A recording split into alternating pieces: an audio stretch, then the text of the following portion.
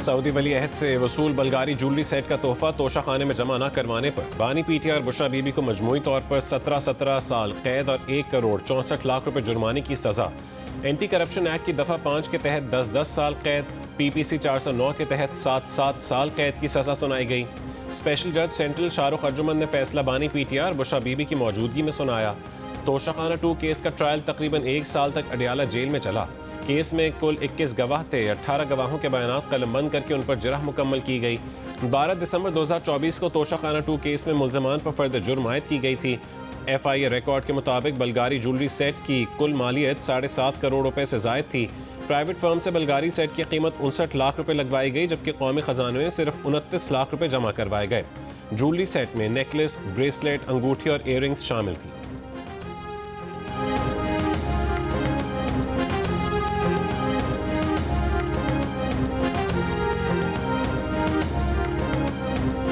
दोनों मुल्ज़मान ख़यानत के मुर्तकिब करार पाए। दोनों पर जुर्म साबित हुआ है। इस्तग़ासा अपने मुकदमा साबित करने में कामयाब रहा। जुर्माने की अदम अदायगी पर मुजरिमों को 6 महीने मजीद कैद भुगतना होगी। तोशाखाना 2 केस का तहरीरी फैसला जारी। फैसले के मुताबिक बानी को जायद उमर और बुशरा बीबी को खातून होने पर कम से कम सज़ा दी गई। मुजरिमों का हवालात में गुजारा अरसा भी सज़ा में शामिल कर लिया गया।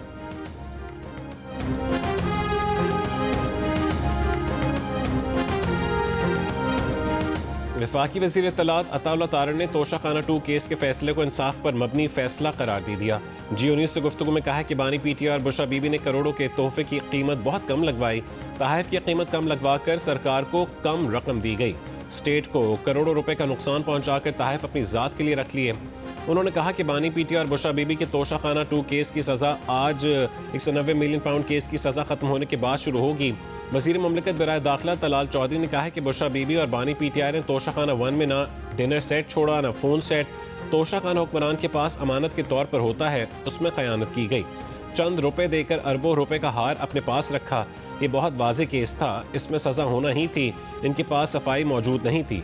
वफाकी वज़ीर और रहनुमा MQM पाकिस्तान मुस्तफ़ा कमाल ने कहा है कि पाकिस्तान के आने वाले अदवार में ये मिसाल कायम हो गई है कि जिनके पास हुक्मरानी हो वो एहतियात करें।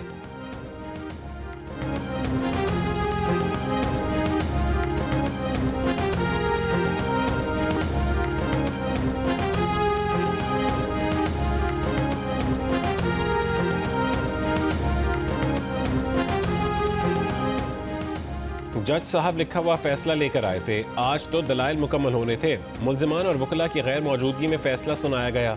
बानी ने अपने और अपनी अहलिया की तरफ से इस्लामाबाद हाई कोर्ट में अपील दायर करने का कहा है। बानी पीटीआई के वकील बैरिस्टर सलमान सफदर की अडियाला जेल के बाहर मीडिया से गुफ्तगू। कहा कि अडियाला जेल में कभी भी इंसाफ नहीं हुआ। बानी पीटीआई और उनकी अहलिया को इंतहाई मुश्किल हालात में रखा गया। पीटीआई रहनुमा सलमान अकरम राजा ने कहा है कि बानी पीटीआई जिनसे मिलना चाह रहे हैं उनको नहीं मिलने दिया जा रहा। बुशरा बीबी, बानी पीटीआई की फैमिली, वकला का अदालत में मौजूद होना बुनियादी हक है। इस्लामाबाद हाई कोर्ट का हुक्म है कि समाअत के दौरान ख़ानदान का समाअत में मौजूद होना ज़रूरी है। हमें जेल जाने से रोकना सरीहन खिलाफ वर्जी है।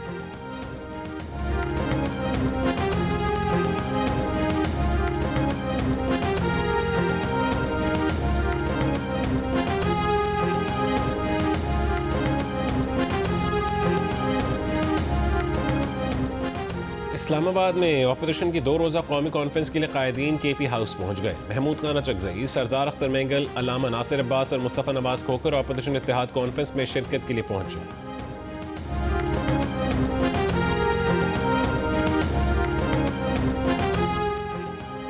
लाहौर की सेशन अदालत ने बानी पीटीआई के खिलाफ क़त्ल इज़्ज़त के दावे पर वज़ीर आज़म शहबाज शरीफ के गवाह लीगी कारकुन अदनान रज़ा के बयान पर जरह मुकम्मल कर ली और समाअत 14 जनवरी तक मुलतवी करते हुए मज़ीद गवाहों को तलब कर लिया। भारतीय सरपरस्ती याफ्ता फितनल खवारिज का शमाली वज़ीरिस्तान में फोर्सेस के कैंप पर हमला।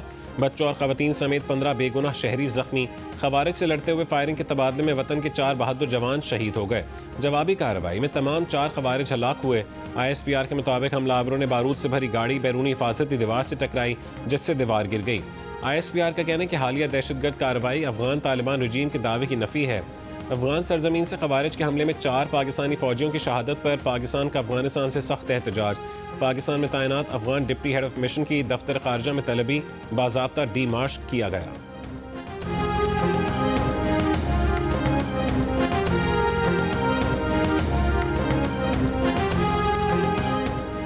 बांग्लादेश में तलबा तहरीक के सरकर्दा रहनुमा शरीफ उस्मान हादी की नमाज जनाजा अदा कर दी गई। नमाज जनाजा में शिरकत के लिए हज़ारों की तादाद में लोग जमा। 32 साल तालिब इल्म रहनुमा को ढाका यूनिवर्सिटी में सुपुर्द खाक किया जाएगा। गुज़िश्ता रोज़ शरीफ उस्मान हादी की मैयत सिंगापुर से ढाका पहुँचाई गई थी। 12 दिसंबर को ढाका में नकाबपोश हमलावरों ने उस्मान को सर में गोली मारी थी। 15 दिसंबर को उन्हें इलाज के लिए सिंगापुर मुंतकिल किया गया, जहाँ वो जान की बाजी हार गए। उस्मान हादी के कत्ल पर बांग्लादेश भर में आज यौम सोग है।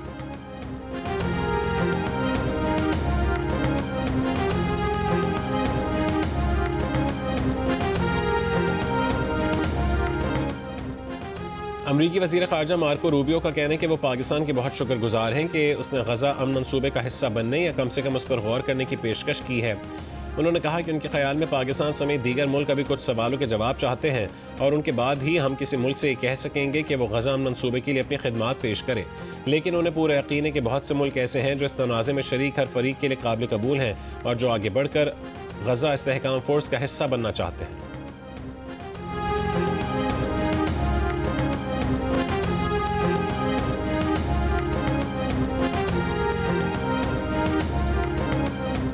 गुज़िश्ता 24 घंटों के दौरान गज़ा पर इस्राइली फ़ज़ाई हमलों में ख़वातीन और बच्चों समेत 10 फ़लस्तीनी शहीद हो गए।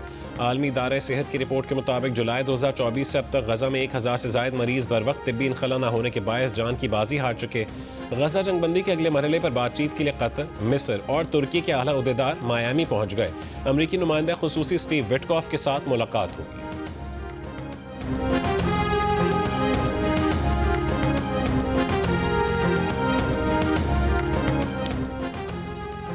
वफाकी वज़ीर दाखिला मोहसिन नकवी का मागला एनक्लेव प्रोजेक्ट का दौरा।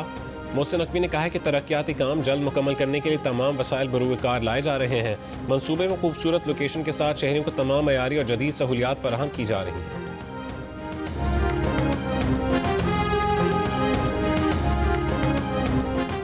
कराची में शहरियों से करोड़ों रुपए का भत्ता मांगा जा रहा है। ताजिरों को बैरूनी ममालिक से कॉल्स और भत्ते की पर्चियां आ रही हैं। कराची के ताजिर और बिल्डर्स ने भी दुहाई दे दी है। रियासत के इदारों की तवज्जो मबजूल कराई है। सिंध के वज़ीर आला और चेयरमैन पीपल्स पार्टी बिलावल भुट्टो को पुकारा है। MQM के सीनियर रहनुमा डॉक्टर फारूक सत्तार की कराची में प्रेस कॉन्फ्रेंस। कहा कि आबाद के चेयरमैन ने भत्ताखोरी के जुर्म का इंकशाफ किया है। अब बिल्डर्स के दफ्तर पर फायरिंग भी शुरू हो गई है। बिल्डर्स का मुकम्मल रिकॉर्ड भत्ताखोरों के पास है। वज़ीर आला और बिलावल भुट्टो तक शिकायत पहुँचा चुके हैं। 18वीं तरमीम के बाद अमन अमान सूबाई हुकूमत की जिम्मेदारी है।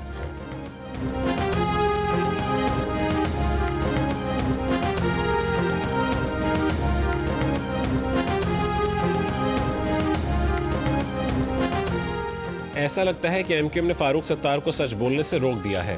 फरसूदा स्क्रिप्ट के जरिए अवाम को मजीद गुमराह नहीं किया जा सकता। तर्जुमान सिंध हुकूमत सादिया जावेद का MQM रहनुमा फारूक सत्तार की प्रेस कॉन्फ्रेंस पर रद्द-ए-अमल। कहा कि जो जमात बरसों कराची में भत्ताखोरी और खौफ की अलामत रही, आज वो किस मुंह से बात कर रही है। पाकिस्तान पीपल्स पार्टी ने ही कराची को भत्ताखोरों से निजात दिलाकर अमन वापस लौटाया। 10 साल विफाक में बैठकर कराची को इल्जामात के सिवा कुछ नहीं दिया गया। इन्हें अगर कराची से वाकई मोहब्बत है तो K4 मंसूबे के फंड्स क्यों नहीं दिलाए।